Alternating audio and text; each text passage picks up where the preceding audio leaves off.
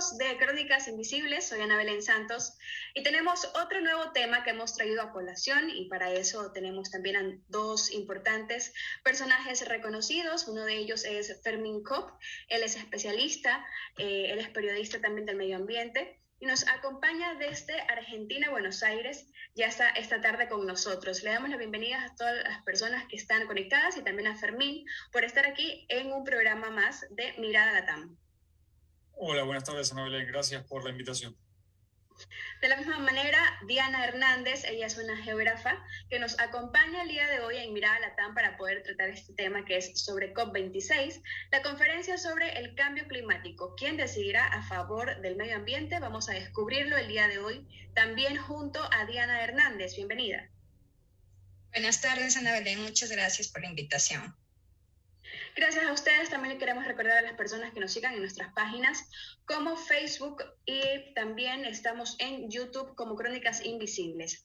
Bien, comenzamos entonces con la charla el día de hoy. Queremos preguntarte, Fermín, ¿qué es el COP26? Escuchamos mucho ahora este término, pero ¿por qué se llama así? Es la 26ª Conferencia de Clima organizada por las Naciones Unidas y se realizaron muchas reuniones y hay bastante expectativa correspondiente al COP26. Cuéntanos un poco acerca de eso. ¿Qué significa esto? Seguro, la COP26 es la conferencia de las partes número 26. Las partes son los países que firmaron la Convención Marco de Naciones Unidas sobre el Cambio Climático. Es un acuerdo de Naciones Unidas que prácticamente lo ha firmado todo el mundo y todos los años los países se reúnen en una diferente ciudad de diferente país del mundo para debatir políticas y gobernanza sobre cambio climático. En este caso, la conferencia de hecho se tenía que hacer el año pasado en Inglaterra, pero se demoró un año por la pandemia. Se decidió finalmente que se haga en la ciudad de Glasgow o en Escocia. El año que viene va a ser en Egipto y siempre se continúa esa rotación. Pero es un ámbito de 2 semanas de duración en la que de una delegación de cada país, de entre 15, 20, 30 personas, sumado a sociedad civil, sumado a periodistas, se trasladan a esta ciudad y están reunidos por 2 semanas tratando de acordar políticas sobre cambio climático. En la COP26 participaron, para que se hagan una idea, entre 25.000 y 30.000 personas, por lo que es un evento bastante grande, bastante importante. Diana, se recogió billones de dólares para poder realizar y para poder tener un plan o una estrategia, pero sin embargo, bastantes periodistas internacionales y varios medios de comunicación comentaban que no cumple con ciertos objetivos o que no está claro la forma de cómo lo van a ejecutar. ¿Qué objetivos persigue la COP26 en sí, Diana? Bueno, dentro de los principales objetivos que persigue la COP26 es mantener el límite de 1.5 de temperatura hasta el 2030 e incluso les piden a los estados miembros, bueno, de todos los países, que determinen cuál va a ser sus estándares de emisiones de gases de efecto invernadero. Pero además de esto, les piden también que tengan estrategias y además sean medibles en el tiempo. Entonces, lo que no queda claro es cómo se quiere cumplir esto, cuál va a ser, quién va a ser el ente controlador de que se cumpla o no esto.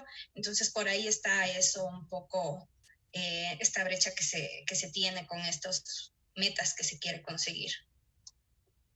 Bien, Fermín, ¿cuáles son sus expectativas en este caso de esta Conferencia Mundial de Naciones Unidas?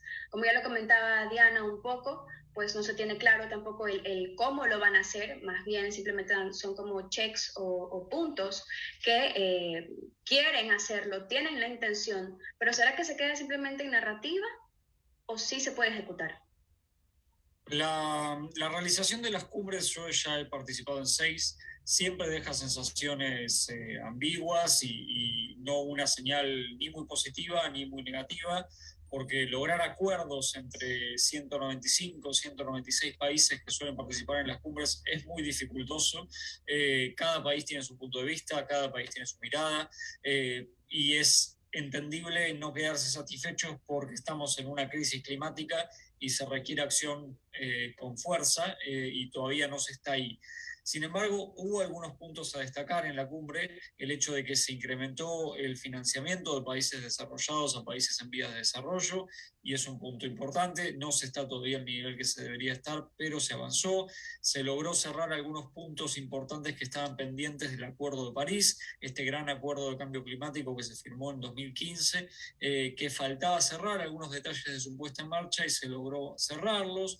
Del mismo modo, como vos decías, Ana, hubo grandes compromisos, como por ejemplo frenar la deforestación para el 2030, reducir las emisiones del metano, que es un gas de efecto invernadero, también para el 2030.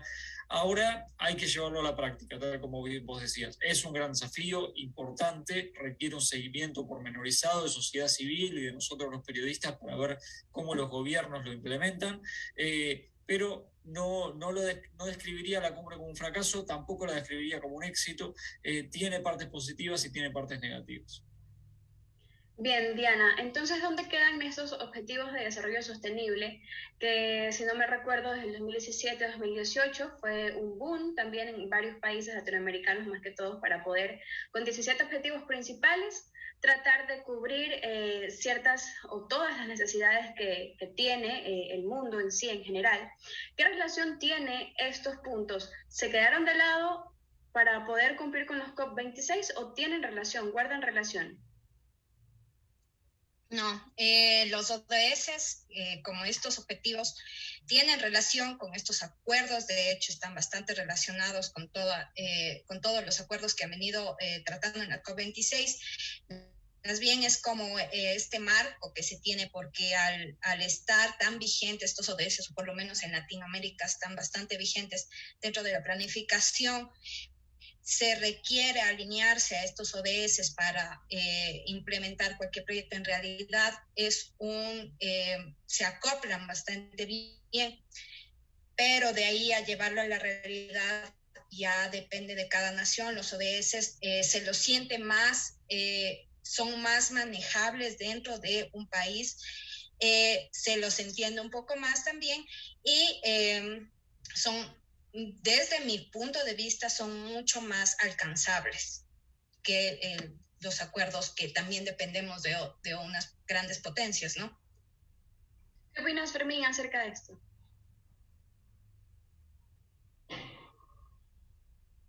Fermín. Sí, no te escuchaba, Ana. Si podés repetirme la pregunta. Claro, comentábamos acerca de los objetivos de desarrollo sostenible. ¿Tiene relación, tiene cohesión con el COP26? Diana comentaba que obviamente pues sí están relacionados, pero ¿qué opinas? ¿Se los ha dejado de lado? ¿Están incluidos igual? Cuéntanos. Coincido con Diana. A ver, hay una relación directa entre los ODS y las metas que se discuten en las COP de cambio climático. De hecho, varios de los ODS se refieren a acción en términos de cambio climático, uno de ellos específicamente, que es el ODS de Acción por el Clima, y también dentro de otros ODS se hace referencia a temas de cambio climático. Me da la misma sensación que Diana, que los ODS son más factibles de cumplimiento que quizás las metas que se discuten en las COP. Y están presentes directa e indirectamente en el transcurso del desarrollo de la cumbre. De hecho, muchos de los eventos en la cumbre han hecho referencia al cumplimiento de los ODS.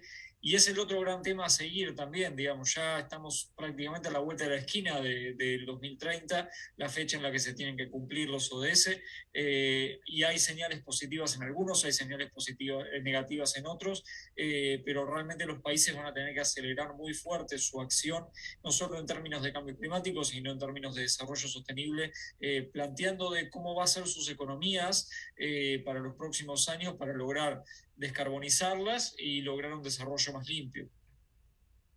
Bien, ¿qué resultados hemos alcanzado desde esa recordada conferencia organizada en la ONU en 1992, que fue en Río de Janeiro, Diana, sobre el cambio climático? ¿Cuándo escuchamos a una niña canadiense hablar acerca, interpelar a los líderes de la política mundial en ese entonces? ¿Qué resultado hemos alcanzado a partir de ahí hasta ahora?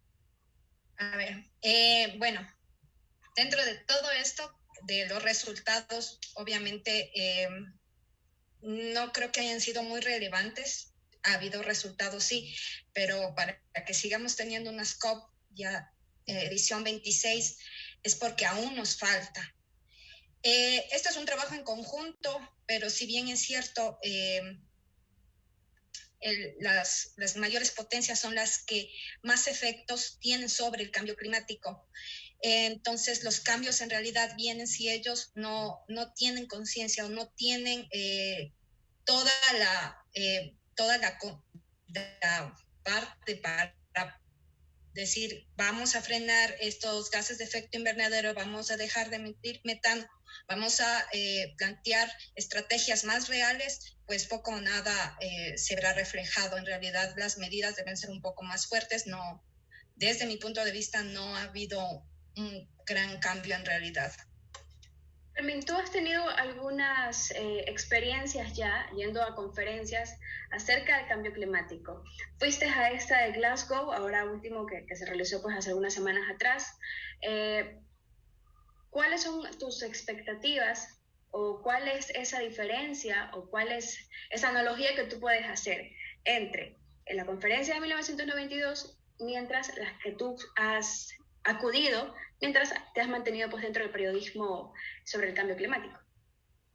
Claro, claro. A ver, por un lado coincido con Diana que claramente no se ha avanzado a la velocidad que se tendría que haber avanzado, si no, no estaríamos discutiendo y sobre una crisis climática que ya está haciendo estragos en muchas partes del mundo.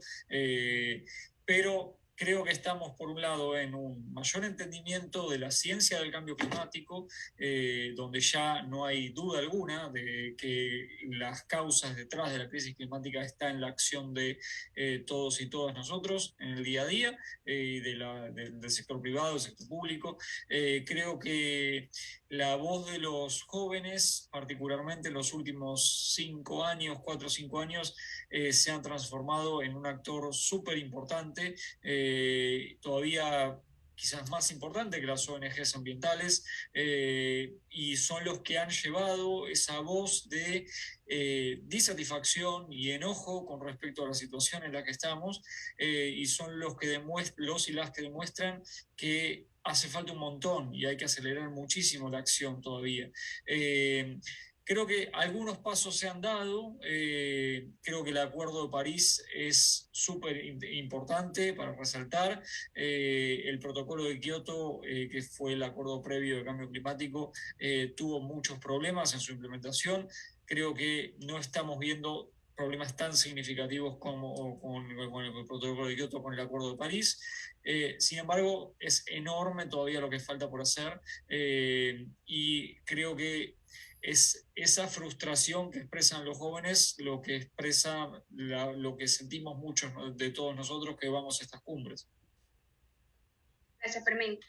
Diana, ¿ahora qué consecuencias está dejando el cambio climático en territorios rurales de América Latina? ¿Será acaso esta problemática como los catástrofes naturales que están causadas por el calentamiento global que motiva a emigrar a lo mejor de estas zonas? ¿Qué otras crisis, por ejemplo, te puedo presentar, como las sequías, las tierras que no son fértiles? ¿Podríamos identificar en qué momentos o qué consecuencias está dejando este cambio climático? Sí, el área rural es de las más afectadas y de las más vulnerables con respecto al cambio climático. Sin lugar a duda, en las áreas rurales por lo general se asientan personas de bajos recursos que no están preparadas para afrontar un cambio climático. Siendo esto el suelo de lo que viven, de su economía, se viene de los productos que pues de ahí obtienen, pues obviamente es de los sectores más vulnerables. Al haber un cambio climático drástico como lo de las sequías, las pérdidas de sus productos, hace que obviamente vengan las pérdidas económicas. Y esto a su vez produce que migren, salgan de estas zonas rurales. Al no tener dónde desarrollarse económicamente, pues les impulsa a salir de su zona, de estas zonas rurales. Y más aún, esto tiene repercusión sobre las mujeres. Las mujeres rurales, recordemos que son las que están más tiempo en el hogar y también se dedican a las áreas agrícolas, al cuidado de los animales, al cuidado de los cultivos, a traer el agua. Al tener una sequía, les obliga a trasladarse más tiempo para recurrir al agua. Y además, no tener sistemas de riego adecuados con una falta de este recurso agua, pues hace que pues obviamente quede inutilizable el suelo en el que están desarrollándose. Sin lugar a dudas, la zona rural es de las más afectadas y las más vulnerables. Irónicamente, sí concuerdo con tu comentario, Diana, correspondiente pues a las zonas rurales, ¿no? Es donde más se encuentra la naturaleza y son los lugares donde más son perjudicados. Ahora, ¿qué apoyo podríamos recibir de las potencias mundiales para mitigar el impacto ambiental en América Latina, Fermín? ¿Crees que existe la predisposición de los gobiernos europeos o de grandes potencias como China o Estados Unidos para defender la naturaleza o no? A ver, la razón por la que estamos en una situación de crisis climática es por la acción de los países desarrollados y esto está reconocido en los acuerdos internacionales sobre el cambio climático. Siempre se habla de responsabilidades comunes pero diferenciadas. Justamente es por esto de que los países desarrollados son los que han causado en gran medida la situación en la que estamos. Ahora, dicho esto, resolver la crisis climática, tanto del lado de mitigación como de adaptación a los efectos de la crisis climática, requiere de una acción global. Es entendible, y esto es algo que se ve siempre en las cumbres climáticas, una posición de muchos países en vías de desarrollo de decir, bueno, yo no generé esta situación, me deberían dejar poder seguir desarrollando, lo que significa mayor contaminación. La realidad es que para poder evitar la suba de la temperatura de acuerdo a lo que figura en el Acuerdo de París de 1,5 grados o 2 grados, se requiere una acción global de todo el mundo. Ahora, es fundamental el apoyo de los países desarrollados a los países en vías de desarrollo en términos de financiamiento, porque si no, un país en vía de desarrollo no puede ni reducir sus emisiones ni adaptarse a los efectos de la crisis climática, porque recordemos que son los países en vías de desarrollo los más afectados y de por sí ya afectados por la crisis climática. La gran meta que se había establecido en el 2009 de $100.000 millones por año de financiamiento climático no se cumplió. Sin embargo, ha habido un mayor momento de parte de los países desarrollados a realmente cumplir con lo que se comprometieron. Creo que la asunción de Biden en Estados Unidos significa un cambio de narrativa que vale la pena marcar. Del mismo modo, el posicionamiento de China como un actor muy importante a nivel internacional, asignando fondos a la acción climática también vale destacar. Pero para cerrar la idea, definitivamente no estamos todavía donde deberíamos estar y hace falta mucho más dinero para los países en vías de desarrollo. Estamos hablando de países que directamente en varios casos desaparecerían si no cuentan con ese financiamiento. Diana, ¿concuerdas tú con la opinión de Fermín? ¿Será que estas potencias van a tener la predisposición para poder defender la naturaleza? La predisposición en los recursos, la predisposición en estas cumbres se la ve claramente que sí la tienen, o por lo menos eso se ve. Ahora, en ponerla en marcha ya es otra cosa. Uno puede tener una predisposición para muchas cosas, pero ponerlas en marcha y ponerlas ahí, sí, vamos a cumplir con esto, vamos a cumplir con lo otro. Las grandes potencias, China, Estados Unidos, India, Australia, decir, sí, ok, vamos a ponernos en nuestro plan de menos emisiones, pero durante la cumbre no firmaron, se hicieron para atrás en algunos acuerdos sobre el metano. Entonces eso hace también que aunque nos den todo el dinero a los países en vías de desarrollo, pues poco o nada nosotros podremos hacer con eso si es que este pacto no es global. O sea, yo concuerdo con esto es un pacto global, no solo depende de ellos, también depende de nosotros, pero teniendo en cuenta que nosotros como América Latina producimos el 8.7% aproximadamente de los gases de efecto invernadero, África me parece como un 3 o un 4%. Entonces, de lo que estamos necesitando es que ellos también se pongan la camiseta de que en serio esto va muy rápido y que necesitamos, aparte de recursos y aparte de predisposición, ya acciones claras sobre el cambio climático. Hay una frase que yo he visto mucho también por redes sociales y más que todo en Twitter, que dice, no nature, no future. ¿Cómo poder hacerle entender a las potencias o a los líderes mundiales como Rusia, China, Estados Unidos, que esto es lo que puede pasar? ¿Por qué es tan difícil poder comprender esto, que ellos entiendan esto? ¿Será que tienen un sesgo de poder, de dinero? ¿Qué opina Fermín?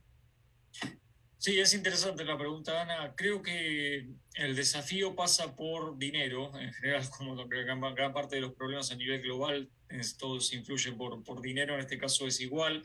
Creo que la política siempre se mete de por medio en términos de cambio climático. Vimos lo que significó la gran diferencia entre el gobierno de Trump y el gobierno de Biden en Estados Unidos con respecto a posiciones de cambio climático. Con Trump, básicamente Estados Unidos desapareció de la escena en términos de dar dinero a países en vía de desarrollo, comprometerse con metas de cambio climático, y ahora un giro de 180 grados completamente con Biden posicionándose como actor en ese sentido. Pero con la frase que vos mencionabas, creo que hay algo interesante ahí. Si no cuidamos los recursos naturales y si no pensamos una economía que funcione en base al respeto de los derechos, de los recursos naturales y al aprovechamiento sostenible de los mismos, no vamos a funcionar. Es por eso que siempre se habló mucho en el marco de post-pandemia de esa famosa recuperación verde, que en América Latina prácticamente no estuvo presente.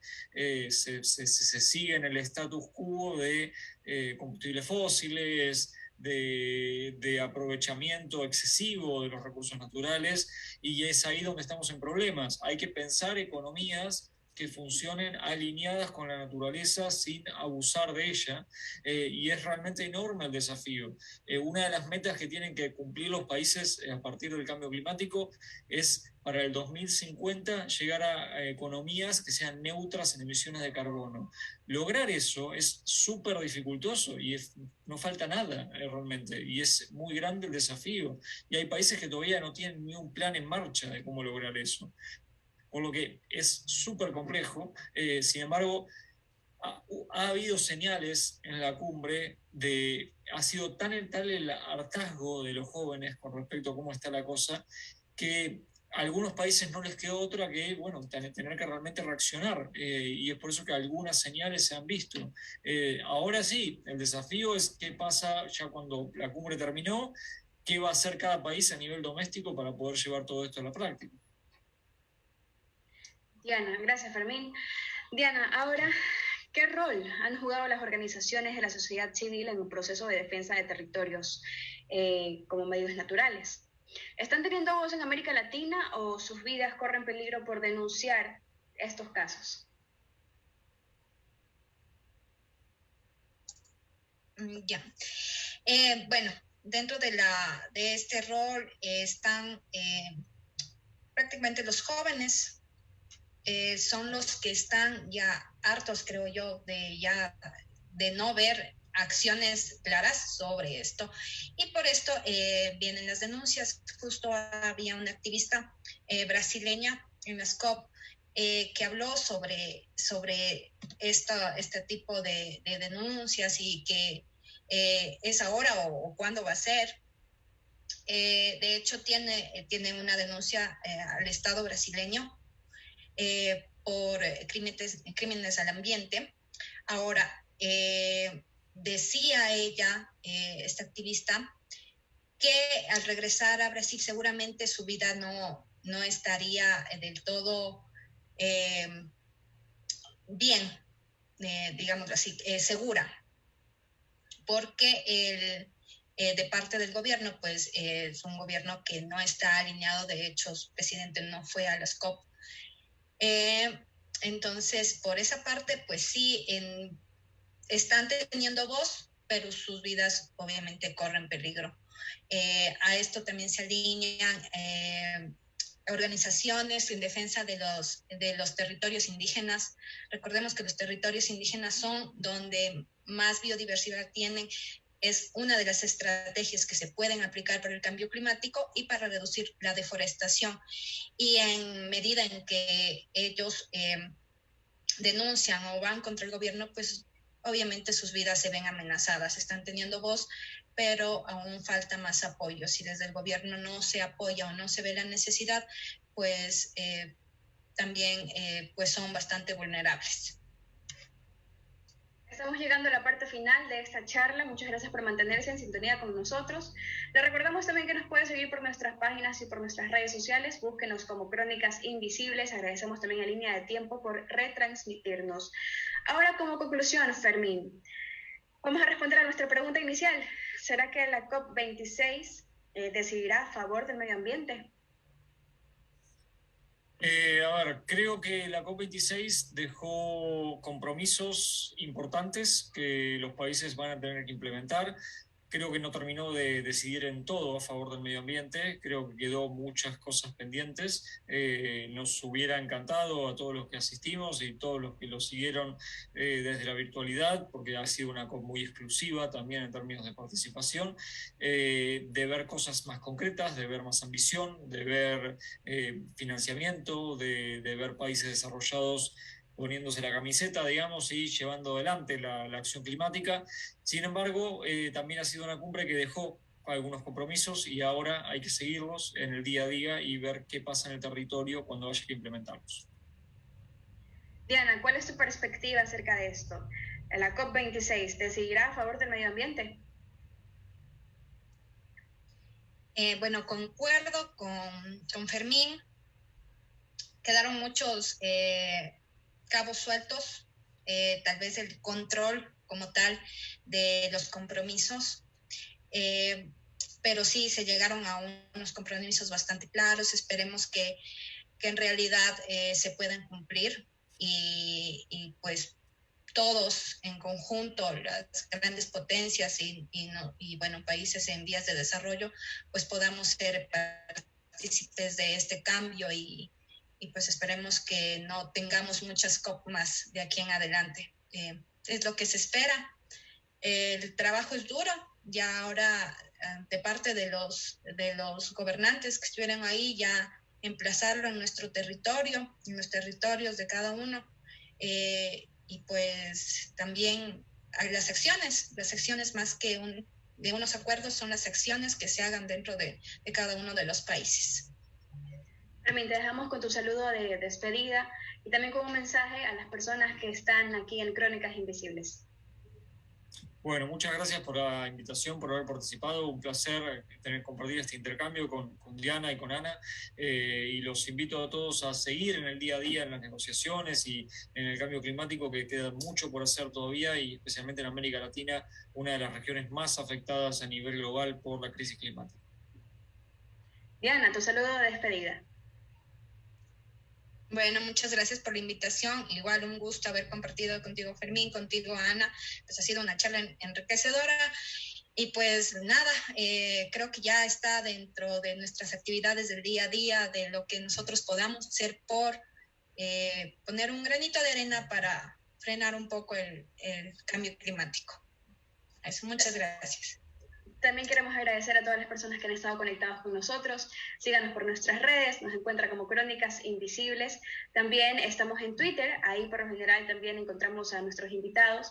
Así que continúe con nuestra sintonía, también por YouTube. Puede encontrar cualquier entrevista que hemos tenido a lo largo de este tiempo. Muchas gracias por mantenerse fiel con nosotros. Conmigo será hasta una próxima ocasión.